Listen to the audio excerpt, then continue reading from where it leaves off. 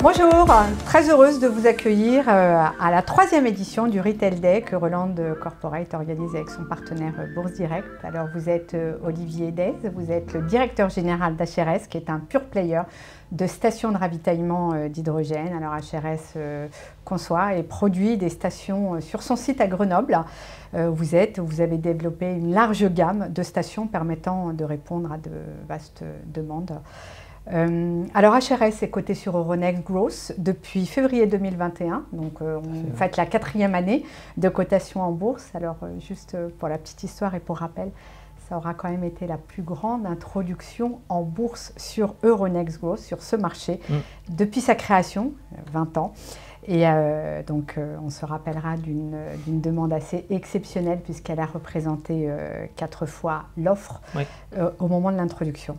Alors depuis février 2021, le monde a quand même changé et l'engouement pour les énergies alternatives est passé au second plan. Mais vous pouvez nous rappeler ce qu'HRS a fait depuis février 2021, depuis son introduction en bourse? Alors, on a l'impression que c'est hier, mais c'est déjà une longue aventure, puisque HRS aujourd'hui c'est une offre de stations avec 3 stations déjà, puisqu'on a la station HRS 14, la station HRS 28, la station HRS 40. Donc c'est 3 gammes. 3 gammes. C'est 28 stations en opération, donc en 2 ans et demi, 28 stations installées et qui aujourd'hui ravitaillent des véhicules. Qui fonctionnent. Voilà, c'est une équipe aujourd'hui de 137 personnes, donc on a multiplié quasiment par 5 l'équipe sur cette période. C'est aussi un nouveau site de production de 14 300 m², qui a une capacité aujourd'hui de produire 180 stations par an. Et puis c'est aussi sur ce site une zone de test, de développement qui accueille tous les premiers de série de nos stations, qui permet aujourd'hui de faire de l'amélioration continue. Et puis bien sûr c'est beaucoup d'autres choses, puisque on est tourné vers l'avenir et puis plein de nouveaux projets et on espère bientôt encore plein de nouvelles commandes. Mais effectivement, en tout cas, l'introduction vous a permis effectivement d'arriver à ce stade. Alors, qu'est-ce qui a évolué aujourd'hui pour HRS, que ce soit en termes d'usage pour les stations, mais aussi pour vous en termes de modèle économique? Donc aujourd'hui, HRS, c'est vraiment une société qui s'est développée autour d'une offre qui sont les stations de ravitaillement pour la mobilité hydrogène. Alors quand on parle de mobilité hydrogène, on va parler de quoi? Principalement aujourd'hui, la mobilité hydrogène, c'est la mobilité lourde et intensive, parce qu'elle permet aujourd'hui de répondre aux enjeux de ces mobilités avec l'autonomie, le ravitaillement rapide des véhicules et puis surtout une offre de véhicules qui est zéro émission. Alors, les stations, c'est, on l'a dit, une gamme de stations. Et HRS, qu'est-ce qu'on propose? On propose des solutions clés en main qui va de la conception de la station. On fabrique la station grâce à notre nouvelle usine. On a nos propres équipes qui vont installer les stations sur le site des clients. On fait aussi le démarrage de la station, c'est-à-dire toute la mise en gaz, vérifier que les permanences sont là. Et après, on a une offre de service parce que ces équipements sont là pour durer et pour tourner. Donc HRS accompagne son client tout au long de l'exploitation de la station avec la maintenance, bien sûr, mais aussi du service avec de l'astreinte 24/24 si le client le demande et tout l'accompagnement qu'on peut lui donner pour que sa station soit opérationnelle. Alors, aujourd'hui, HRS est reconnu aussi par ses clients pour la qualité de ses produits, mais aussi la qualité de son service. Et je pense que c'est vraiment une récompense pour HRS et l'engagement de tout le personnel d'HRS qui est vraiment engagé au jour le jour. Et puis, c'est aussi aujourd'hui le plus gros parc européen de stations de grande capacité avec 28 stations. Et par exemple, on a installé, entre la fin de l'année et le début de cette année, on a installé 4 stations, dont des stations de grosses capacités, 1 tonne jour. Et puis aujourd'hui, à chaque fois qu'on installe une station, qu'est-ce qui se passe? C'est que derrière, on a du contrat de maintenance et ça entraîne aussi du revenu récurrent. Donc en termes d'évolution du modèle, pour bien comprendre, donc à la fois vous vendez des stations, vous générez des revenus liés à la vente de stations, mais vous générez également de la récurrence en termes de revenus grâce à des contrats d'accompagnement, de maintenance, de services pour accompagner vos clients et faire en sorte que ces stations à la fois marchent et puis effectivement puissent avoir des remontées peut-être en termes d'information. Voilà, donc on a, comme le dit Nissa, le business model, c'est deux choses, c'est la conception et la vente de stations, et puis derrière, toute la partie service qui est du revenu récurrent. C'est très clair. Alors, l'hydrogène a souvent été présenté comme le Graal de la transition énergétique en raison de son potentiel à décarboner, et en particulier plusieurs secteurs d'activité. Aujourd'hui, on sent que la montée en puissance est un peu plus lente. C'est quoi pour vous les relais pour faire face effectivement un peu à cette lenteur de montée en puissance, ou on dirait de ramp-up du marché? Alors tout à fait. Au début, HRS étant une société française, on s'était concentré sur le marché français, mais rapidement, on a vu que si on voulait soutenir notre croissance, il fallait aller voir plus loin. Et donc, ce qu'on a décidé, c'est d'aller hors des frontières. Et donc aujourd'hui, à HRS, on a déjà des stations qui tournent, bien sûr en France, mais en Angleterre, en Espagne, au Portugal, en Allemagne, bientôt en Italie, au Moyen-Orient. Donc c'est ça aujourd'hui. Donc l'internationalisation de la société est un véritable relais, ce que vous n'aviez pas au moment de votre introduction en bourse. Vous étiez un groupe purement franco-français, vos clients étaient français. Tout à fait, voilà. Et donc aujourd'hui, on continue dans cette direction. Pourquoi? Parce que on voit que le développement de l'hydrogène en fait n'a pas la même vitesse dans toutes les géographies. Bien sûr. Et donc aujourd'hui, c'est le but, c'est qu'on était sur des acteurs qui étaient plutôt des porteurs de projets ad hoc avec des projets vraiment ciblés mobilité hydrogène. Et aujourd'hui, ce qui est intéressant de voir, c'est que le marché est en train d'évoluer. Il est en train d'évoluer vers des acteurs, je dirais, de taille plus importante, nationale ou internationale, principalement pour eux avec des relais de croissance comme des gens dans le oil and gas ou dans l'énergie, des marchés... Plutôt des profils grands comptes, on dirait. Voilà, profil grand compte. Et donc ce qui veut dire que ces projets-là, ces gens-là ont aussi une ambition qui va être plus importante, donc sur des projets de plus grande taille. D'accord. Donc c'est pour ça qu'aujourd'hui, on déploie des stations une tonne jour, et puis récemment, on a annoncé cette belle commande pour une station de 4 tonnes en Europe. Bravo, parce qu'elle est très structurante cette commande. Elle est très structurante, au-delà de la taille, du montant effectivement. Vous n'avez pas communiqué sur le montant de la commande, mais on imagine que c'est un montant assez structurant pour la société en termes des revenus. Au-delà de la contrepartie, on imagine que c'est un grand compte. C'est aussi une capacité extrêmement puissante, puisque c'est 4 fois la taille, c'est 4 fois la capacité d'approvisionnement d'une station classique produite par HRS. Alors justement, c'est l'occasion de faire un point. Vous en êtes où aujourd'hui des installations à date, d'ailleurs en France ou ailleurs, mais si vous en avez rapidement parlé, et sur quelle utilisation en fait, pour quelle utilisation? Donc aujourd'hui, peut-être rapidement pour faire un petit point de contexte, je veux dire, l'Europe est quand même très en avance et quand même très moteur dans le développement de la mobilité hydrogène. Puisque l'Europe a mis en place une régulation européenne qui s'appelle l'AFIR, l'Alternative Fuel Infrastructure Regulation, qui impose aux États européens d'aller déployer une station de ravitaillement tous les 200 km sur les grands axes, ce qu'on appelle trans-européens, ou avec un terme TEN-T, donc c'est ces grands axes autoroutiers qui permettent aux camions de traverser l'Europe. Donc ça, c'est une chose qui est bien, parce que c'est une décision structurante. Et l'Europe aussi a mis en place la partie financement pour pouvoir justement accompagner ces acteurs dans le déploiement de ces infrastructures avec ce qu'on appelle l'AFIF pour le bras financier de cette décision. Alors, ce qui est important aussi de voir, c'est que cette tendance de décarboner la mobilité, il n'y a pas que la France. On voit, c'est vraiment quelque chose qu'on retrouve dans tous les grands États dans le monde. Donc les États-Unis avec l'IRA, vous avez la Chine, qui a aussi un plan de déploiement de la mobilité hydrogène.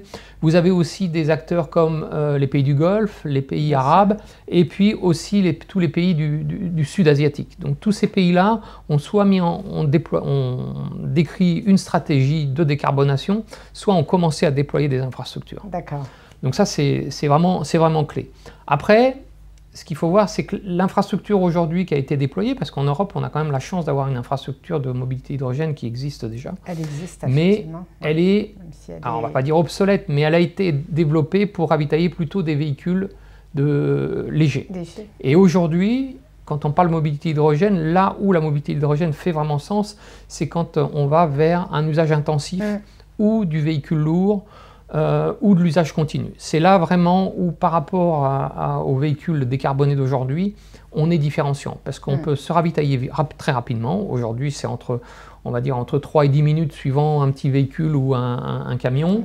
Ouais. C'est déjà aujourd'hui entre 500 et 600 km d'autonomie et ça sera les prochains véhicules, les camions qui sortent, ça sera 1000 km d'autonomie. Donc des autonomies qui sont similaires aux véhicules aujourd'hui à essence.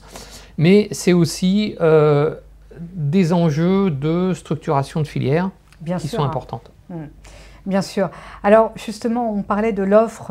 Aujourd'hui, vous avez renforcé votre offre pour accompagner la mobilité lourde, élargi votre proposition de valeur.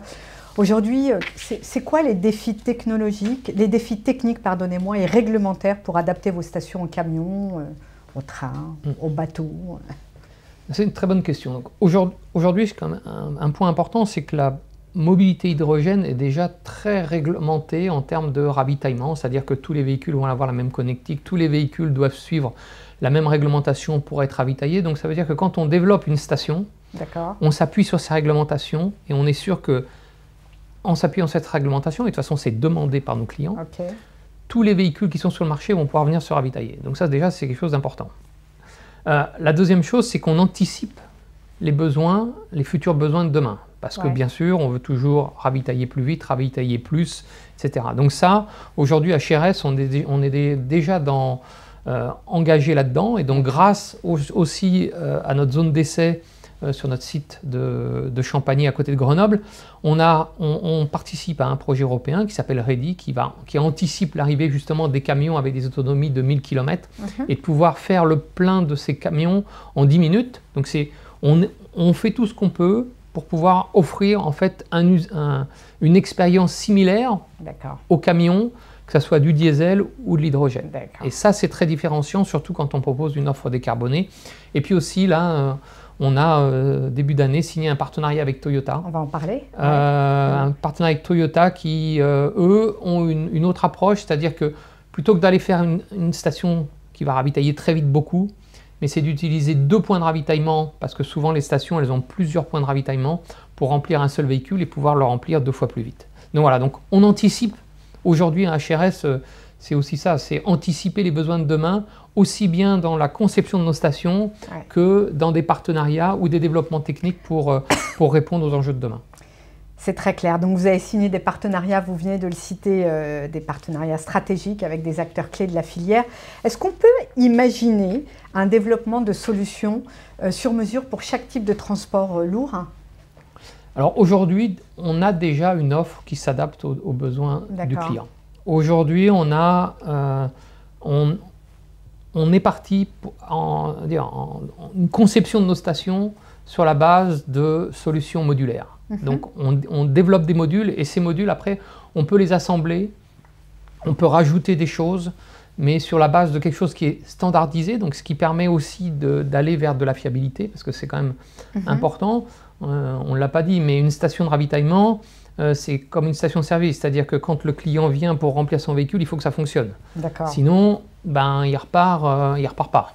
Donc c'est vraiment l'enjeu. On a 2 enjeux, c'est la fiabilité, qui est quand même la sécurité bien sûr, mais après répondre aux enjeux de capacité du client. Et grâce à la modularité qu'on a mis en place, on peut faire en fait des stations qui vont répondre aux besoins un peu spécifiques du client, ou en tout cas aux usages envisagés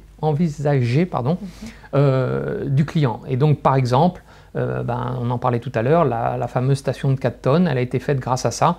On est parti de la station d'1 tonne, mais on a réussi à assembler des briques ensemble pour pouvoir proposer à notre client une station de 4 tonnes. Et ça, c'est votre savoir-faire. Ça, c'est notre vrai savoir-faire.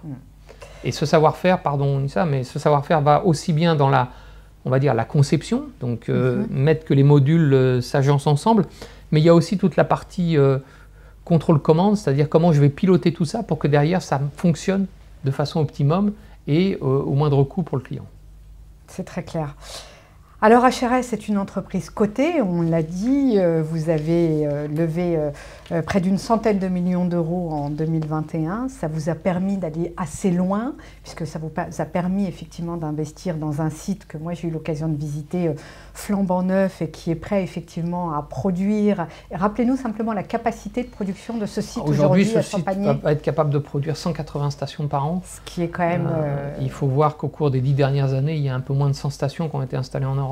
Donc voilà, on a vraiment la capacité de suivre l'évolution et l'accélération de ce marché. Donc aujourd'hui, vous êtes prêt? On est prêt. Vous êtes prêt. Néanmoins, l'expansion, il faut quand même la financer aujourd'hui. Aujourd'hui, comment vous comptez la financer?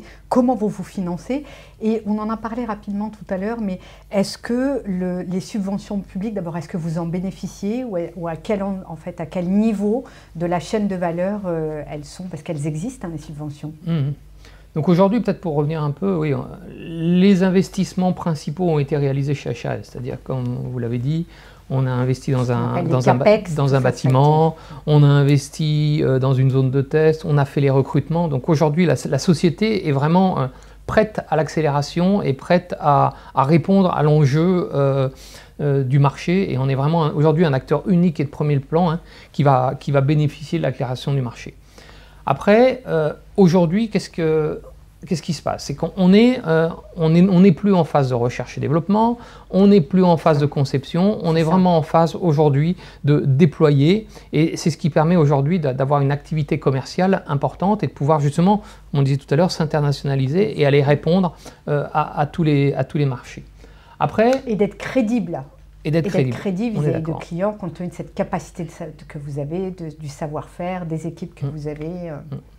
Et puis un point quand même important aujourd'hui, c'est que on a un actionnaire, notre président directeur général Hassan Rachedi, qui aujourd'hui détient 60% du capital, et ça c'est quand même un élément clé dans la gouvernance de l'entreprise, hein, ce qui nous permet, qui est dirigeant et qui est là, et donc voilà, en cas de besoin, il est là, il est présent, et comme c'est son entreprise.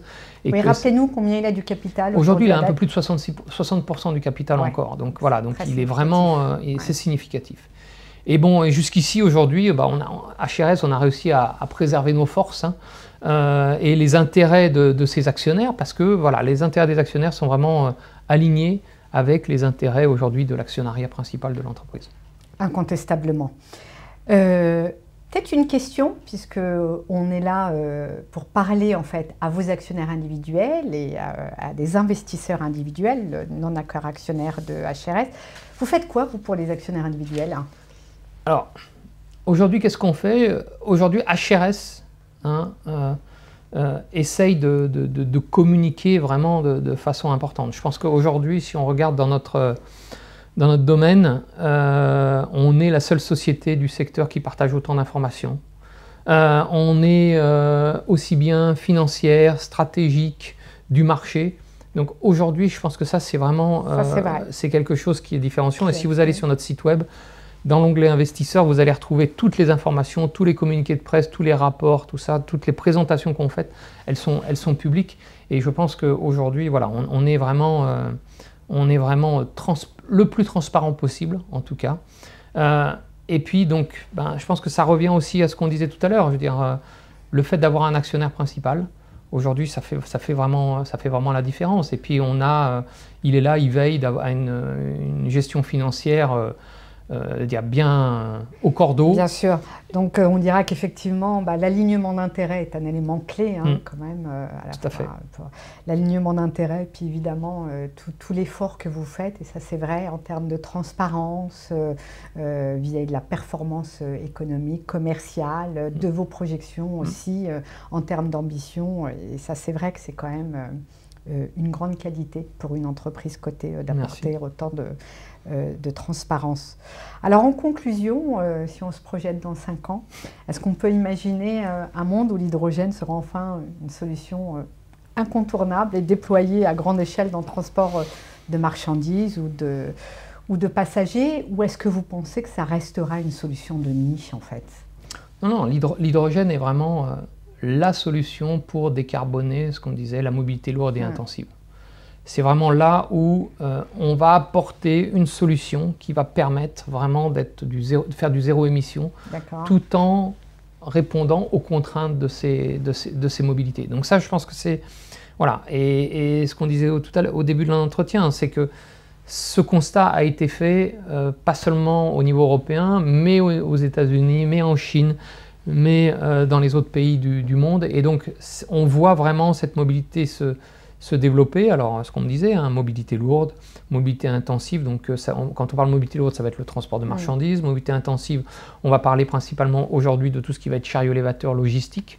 On va avoir aussi tout ce qui va être flotte de bus et autocars, où là, vraiment, la mobilité hydrogène est une solution qui permet vraiment d'opérer ces flottes comme on opère une flotte aujourd'hui de véhicules à essence. Et puis, la technologie hydrogène est quand même une technologie qui est complémentaire de l'électrique. Elle ne va pas, elle va pas remplacer, elle est là en complément, c'est ce qu'on disait tout à l'heure, c'est ravitaillement rapide, c'est autonomie, c'est des choses où la mobilité électrique aujourd'hui ne répond pas à ces enjeux-là.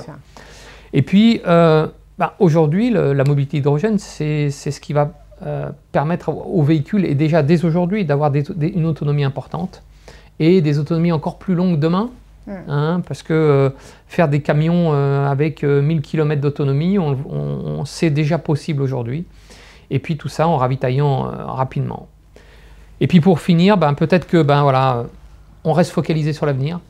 Je pense que c'est très important. Et puis on a vraiment l'ambition d'HRS, c'est vraiment d'apporter des solutions pour décarboner la mobilité. Et décarboner la mobilité dans sa globalité, si on peut y répondre. En tout cas, on a compris que vous étiez prêt. Un grand merci. Merci Olivier pour votre temps. Je rappelle que vous êtes le directeur général d'HRS, un acteur référent dans la filière à hydrogène. On vous souhaite le meilleur et nous, on est convaincus que le meilleur est à venir. À très bientôt. Merci.